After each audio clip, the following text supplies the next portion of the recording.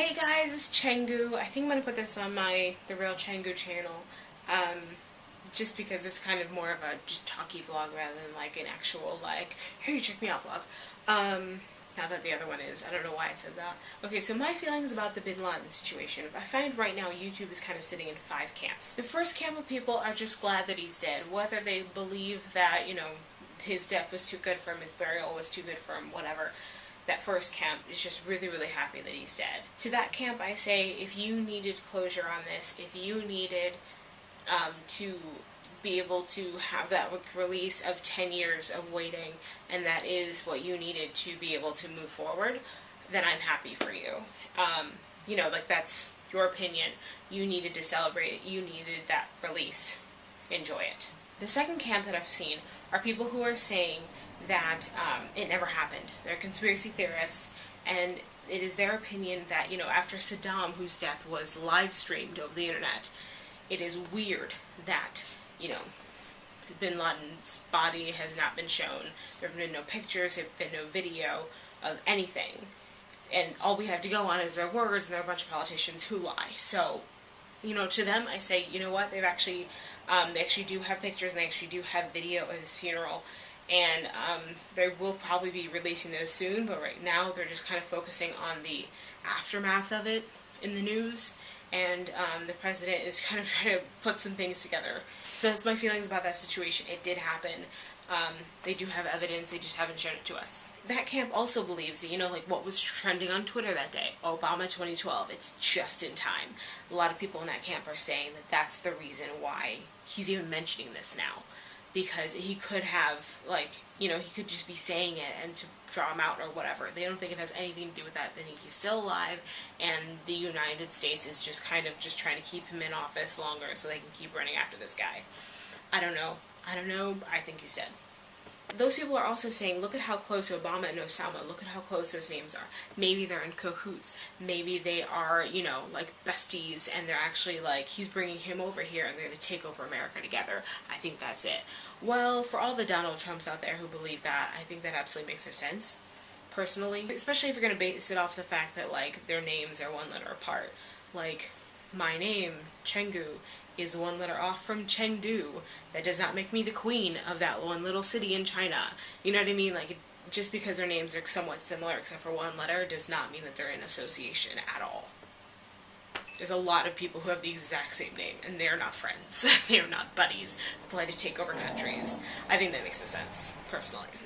The third camp are people who would absolutely never celebrate anyone's death, and they believe that people who have been celebrating his death, whether, it's for religious reasons or just, moral reasons or whatever, they do not believe that, that you should be celebrating the fact that somebody died. They're the ones who have been posting this quote all over the place. I personally, that's my camp. I can't celebrate the death of anybody for any reason, no matter what they did. That quote is something that I posted in my Facebook status. It's completely true. I recognize the pain that people went through. I understand. I had two uncles who we couldn't find for days. So lucky to have found them. And I understand that other people weren't that lucky, and a lot of people, thousands of people, have died by this man's orders. I totally understand that. I respect that. But for me, I cannot celebrate the fact that somebody died. The fourth group of people are still really confused about what's going on. They're not entirely... it's been a few days since the announcement, but that doesn't necessarily mean that everybody knows what to feel about it. Some people need more time to, work out what they feel. So the fourth group is just a little bit confused about which way to go. Soon they'll find their way into the other four camps, and there will only be four camps on YouTube.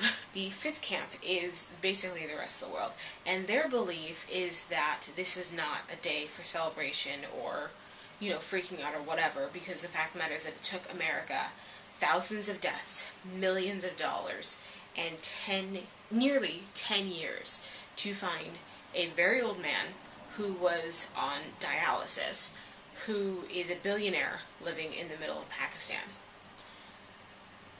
Which I kind of understand. It's completely true. It really did take us way more time than it should have, and I know it was a huge joke way back when we first started looking for him, that seriously you can't find an incredibly old 7-foot tall man who is like dragging around a dialysis unit, really? And it was like a funny joke at first, and everyone kind of just like gave way because it got old, because we're like, seriously, it's been a year we can't find him? Seriously, it's been 3 years? Seriously, it's been 9 years we haven't found him?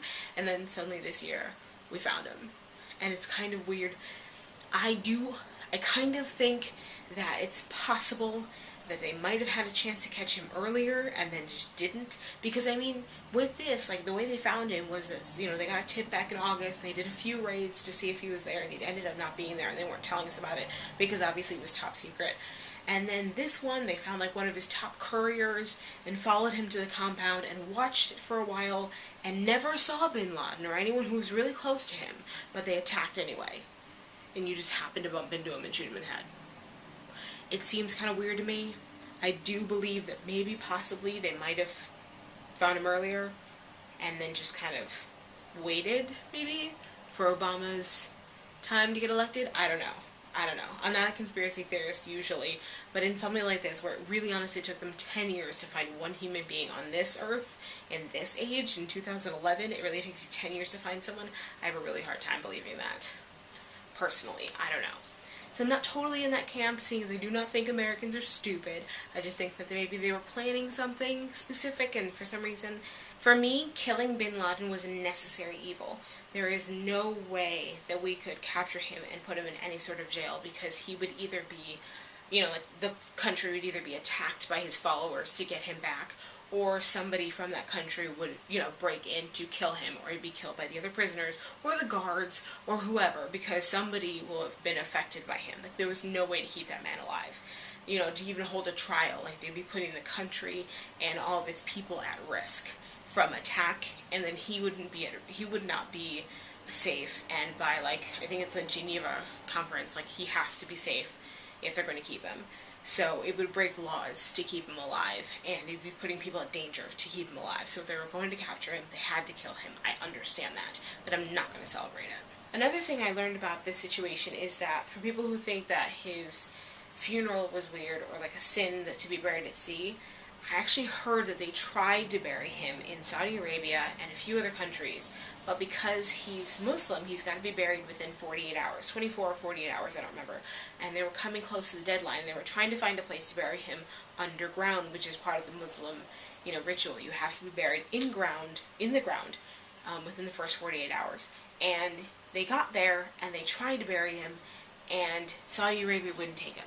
And they called this country and that country and that country, and they're like, no, absolutely not. They'll just dig him up and, like, burn his body or whatever. Like, we can't have him here. And it was coming up against a deadline, and to be respectful to his religion, to all of Muslims all over the world didn't freak out, they had to bury him.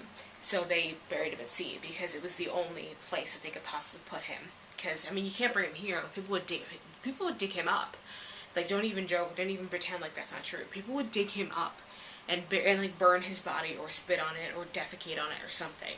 So, to be respectful to his religion, and the fact that this is a dead body, and you respect the dead, they buried him at sea, and said, like, religious words over his body. Which I respect. It is a dead body. You do have to have respect for the dead. So, to bury him correctly, I think that was a good move. I know some people aren't going to agree with that, but I think it was a good move. I know there are a lot of people who don't know, like, a lot of specifics about it. Check this link right here. Most of what I think about this entire situation is really covered very nicely by Philip DeFranco. So check out that video right there. He's amazing. Please tell him I sent you. Yeah, so that's how I feel about the entire situation. It is convoluted. It's entirely based on how you were raised, your experience of the 9/11 attack, your experience of the London, you know, bombing, your experience with everything that he's ever done to hurt people. It depends entirely upon how you dealt with that, what your situation was inside of that, and who you are as a person. So, you know, any place you are, that's not wrong, that's just you. I respect your opinion. Please make sure you share it with me in the comments. I want to know what you guys think. Honestly and truthfully, I really do. So please put them down there. If you like this video, please like and favorite. If you want to hear more from me, please subscribe. I will be putting up a video of how, like, the whole process of going through the YouTube Creator Institute stuff, because I talked a little bit about it in my last video, link here, but not fully. So if you want to know what that's all about, please check out that video. that I'm putting up later today. I'll put a link right here when I have it, alright? I love you guys. You're absolutely awesome.